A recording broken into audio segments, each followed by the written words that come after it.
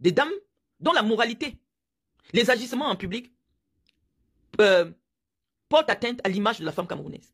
Docteur Marlène Mvoutou, très angolais, menace de porter plainte à Lolo Fodja et à Guylaine Chapuis après son émission. Regardez cette vidéo jusqu'à la fin. Un droit de réponse à la Tata Lolo TV, à Madame Laurent Biakmen, dit Lolo Fodja.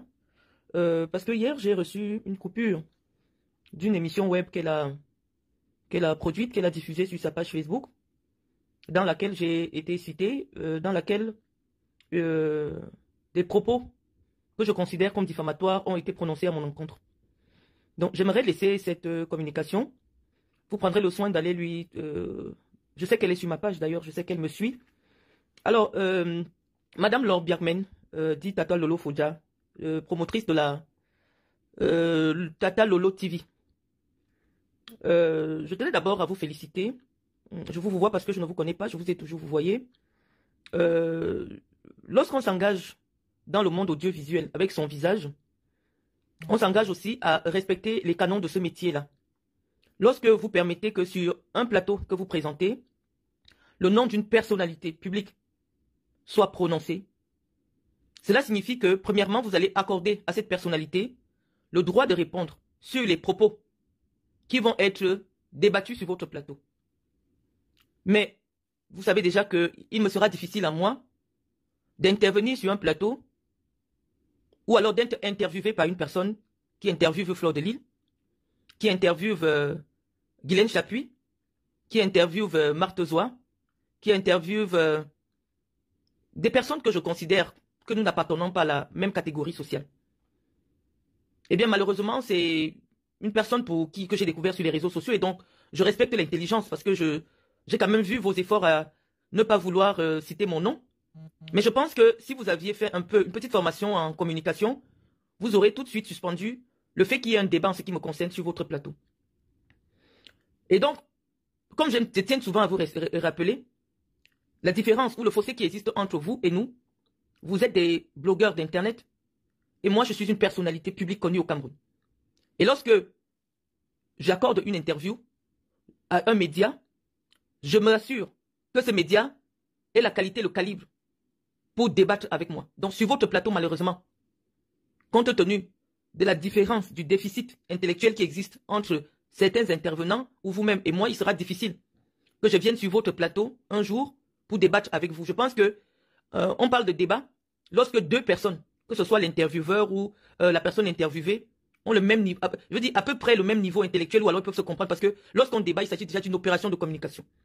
Et donc, vraiment, je tenais à vous dire ce matin, j'ai bien compris l'effort que vous avez eu à éviter que mon nom soit prononcé sur votre média, mais je vais vous inviter à plus de vigilance pour qu'à l'avenir, mon nom ne soit plus cité sur votre média. Parce que vous êtes sorti du blogging. Apparemment, vous vous appelez TV Web. Ça veut dire que vous vous êtes déjà mis dans la catégorie de médias. Lorsqu'il s'agit du blogging, c'est-à-dire une personne qui a son blog et qui dit le blogging c'est différent du média. Le média veut dire que votre télé est une personne morale que moi je peux attaquer devant les tribunaux. Je ne vais plus vous attaquer vous en intuitu personne et en tant que personne. C'est votre média. Si je me sens lésé dans mes droits, que je vais poursuivre. Et donc, comme moi aujourd'hui, je tiens à mon anonymat en France. J'occupe j'occupe un métier aujourd'hui en France qui ne nécessite pas que je sois une personne connue et qui m'oblige à un devoir de confidentialité et de réserve. Donc sur le territoire français, j'interdis que des gens prononcent mon nom complet sur un média. Parce que sur le territoire français, je ne suis pas une personnalité publique connue. J'aurais voulu attirer votre attention bien avant ce malencontreux incident sur malencontreux incident sur votre chaîne télé que je respecte. Je vous ai dit, j'ai beaucoup de respect pour les gens. Et j'ai horreur que les gens prennent le respect que je leur accorde comme étant de la faiblesse. Et donc, moi, je dis toujours que lorsque les gens démarrent, c'est pas eux qui choisissent l'angle sur lequel je vais répondre. Parce que moi, la seule réponse que je pourrais vous envoyer, si à la prochaine fois mon nom est cité sur votre chaîne de télé, c'est de signaler à l'URSSAF. De considérer que c'est du travail dissimulé parce que je sais que vous êtes considéré comme une personne au chômage. Donc moi, la prochaine fois que je suis cité, je vais écrire à l'URSSAF parce que ça, je sais le faire en France. J'ai un métier, j'ai une connaissance, je suis juriste, qui me permet de savoir où se trouve le problème et comment répondre à mes détracteurs. Parce que lorsque vous permettez que quelqu'un vienne me charger devant près de 70 000 personnes, sans preuve, ça veut dire que vous vous rendez complice d'une opération de lynchage sur ma personne, sur un territoire où je fais un effort de garder mon anonymat. Parce que ce que je fais ici sur ma page, vous n'êtes pas sûr que la personne qui parle derrière ces vidéos, c'est Marlène Mvutu, parce que il faut toute une expertise de la voix, toute une expertise au niveau des services en charge des télécommunications pour déterminer l'auteur des vidéos qui sont déposées sur cette page. Donc, ne m'associez pas à des combats ou alors à des discussions où je fais un effort de garder mon anonymat.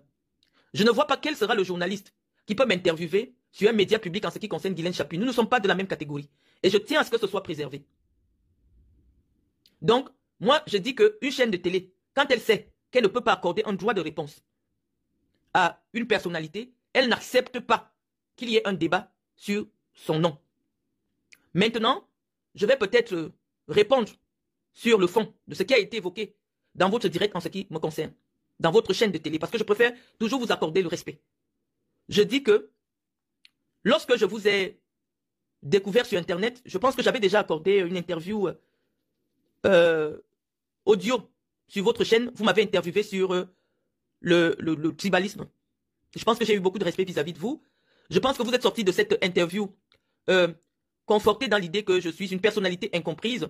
Incomprise surtout parce que je me retrouve dans une nasse ou alors je me retrouve dans un environnement où des femmes, ou certaines femmes qui veulent exister dans l'espace public, n'ont pas le niveau intellectuel, n'ont pas fait d'effort, je ne peux pas leur reprocher, malheureusement c'est la vie, n'ont pas fait un effort d'avoir un niveau suffisant pour interpeller des personnalités de mon rang. Alors, je vais répondre sur le fond de ce qui a été évoqué. Karine Bibian Richaud, qui est intervenue, a proposé peut-être qu'il y ait une accalmie entre des femmes connues sur les réseaux sociaux camerounais. Je pense que la personne en face, c'est-à-dire que Guylaine Chapuis, que vous avez invité, malheureusement, elle me fait pitié, la pauvre. Le visage est désormais figé.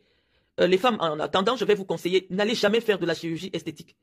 Lorsqu'une personne se présente désormais avec un visage désormais bloqué sur un côté, ça fait vraiment mal. Mais au-delà de son aspect physique, qui n'était pas... qui laisse à désirer, parce que avoir un visage aussi figé à cause de la chirurgie esthétique, je pense, Tata Lolo TV, que lorsque vous attribuez une fonction à quelqu'un, allez un peu dans le dictionnaire, parce que aujourd'hui en France, vous avez passé beaucoup d'années en France, même si vous ne cherchez pas à bien parler le français, vous avez déjà passé plus de 10 ans en France.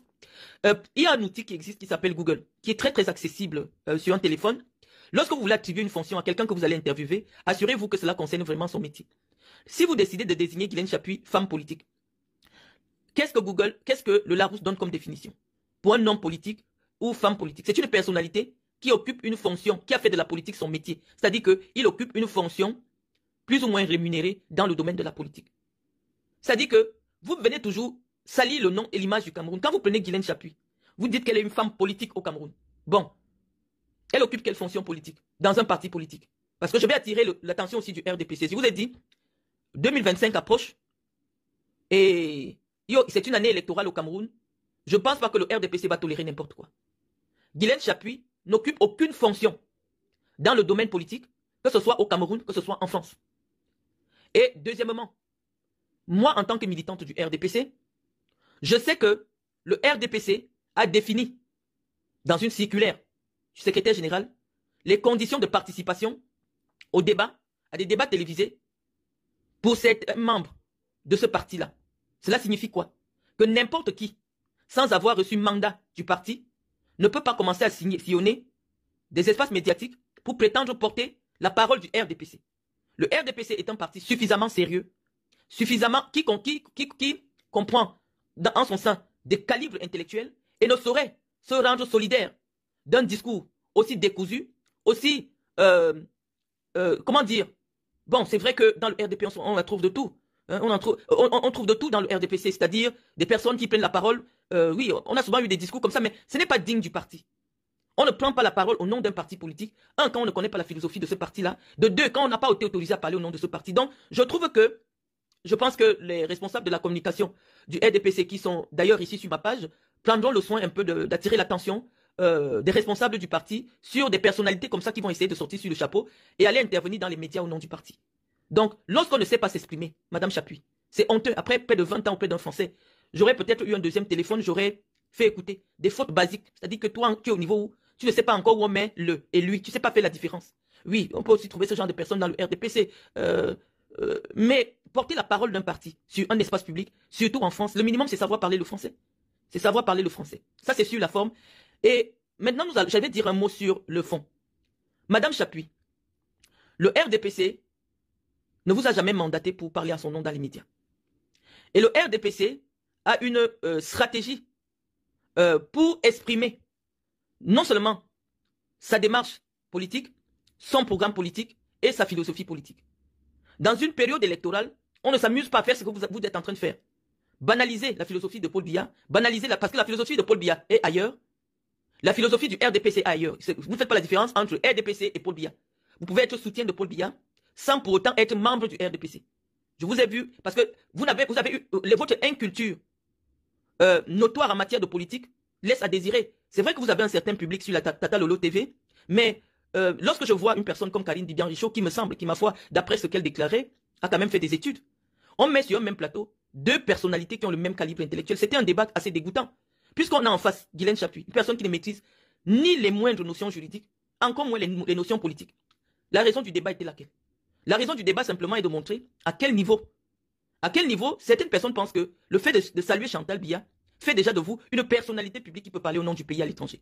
Et ça, c'est vraiment déplorable. Et c'est ce que nous avons souligné sur le fait qu'il y a des personnalités qui se retrouvaient en face de la première dame du Cameroun et par ce geste-là, par cette opportunité-là, se considéraient déjà comme une élite dans la société camerounaise.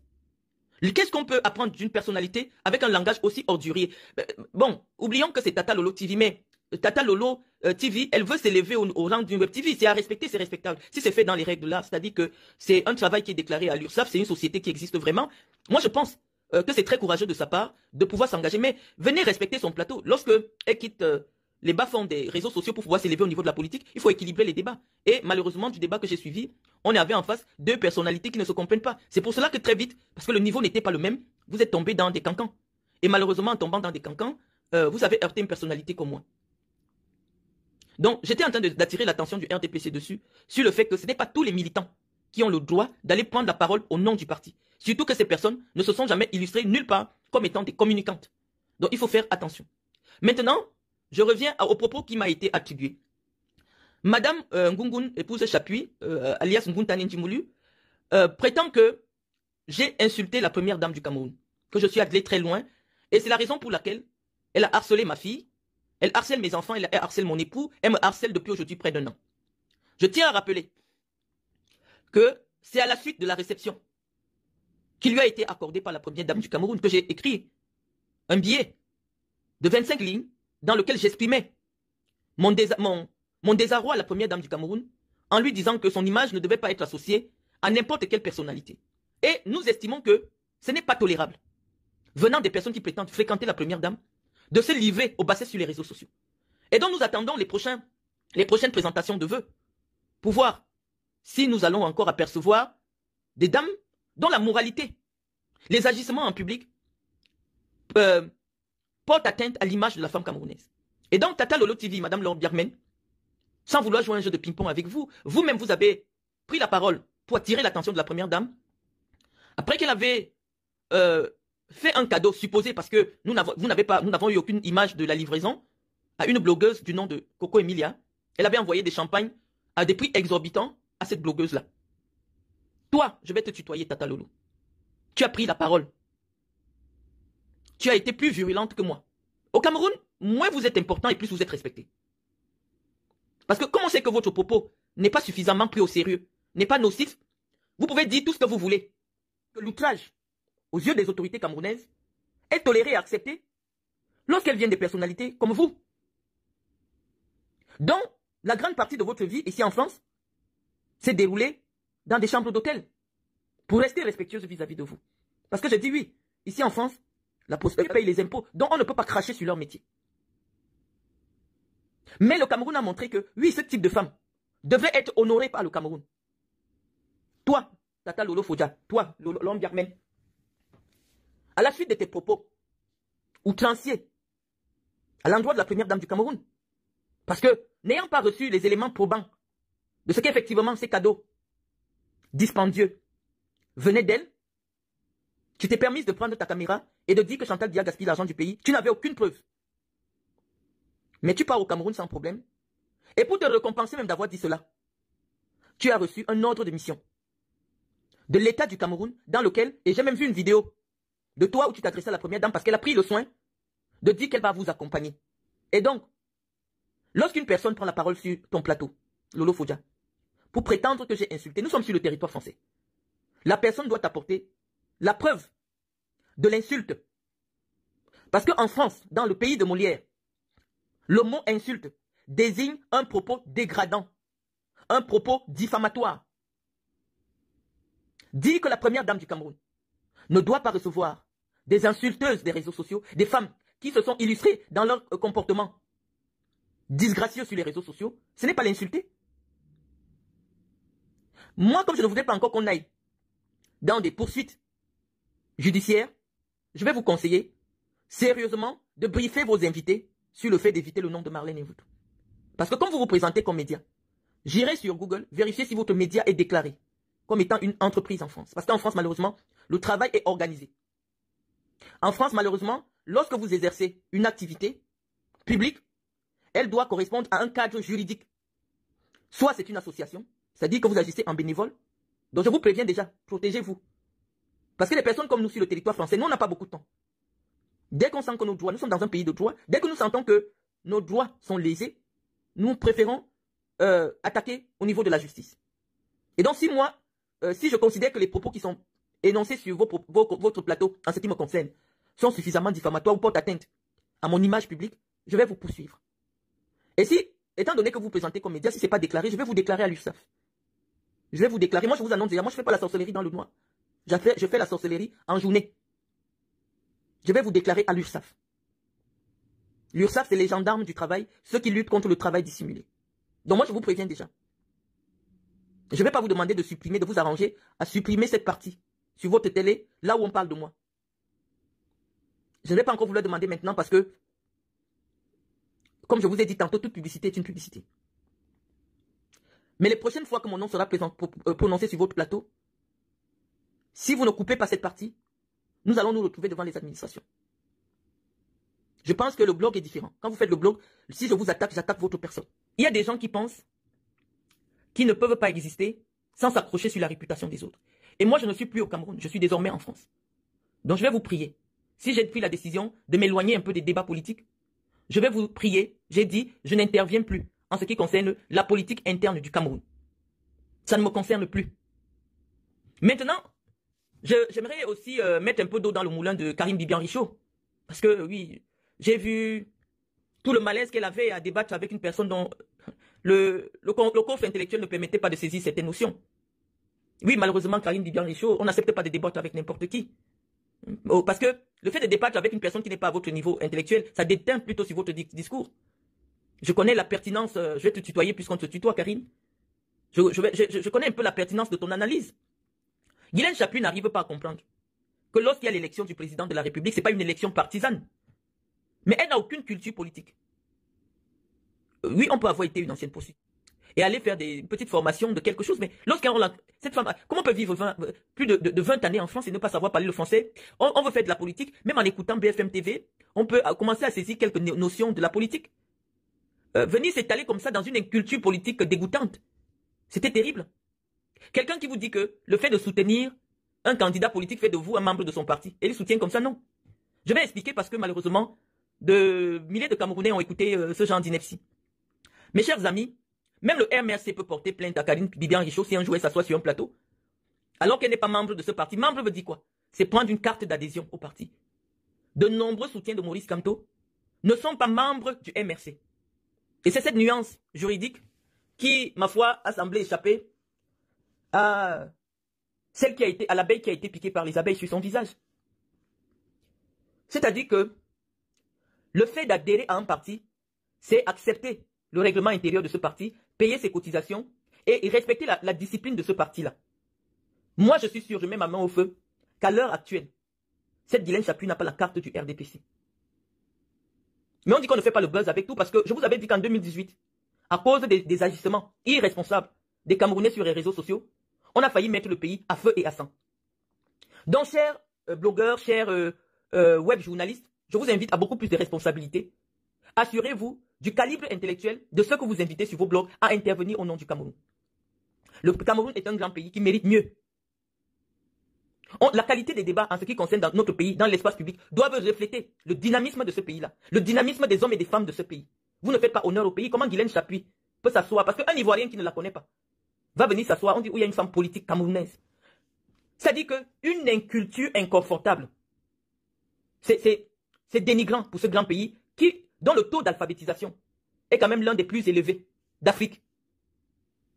On ne fait pas de la politique quand on est une analphabète. On peut être militant, on peut être soutien, mais on ne se lève pas et on commence à communiquer au nom du parti.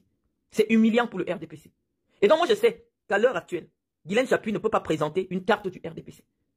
Et donc il faut qu'elle sache que pour prétendre être membre d'un parti, il faut être titulaire d'une carte du parti. Et donc oui, Karine Bibian-Richaud peut être membre, peut être soutien de Maurice Kamto et ne pas être membre du MRC. Et la BAS n'est pas un parti d'opposition, comme j'ai entendu Guylaine Chapuis le dire.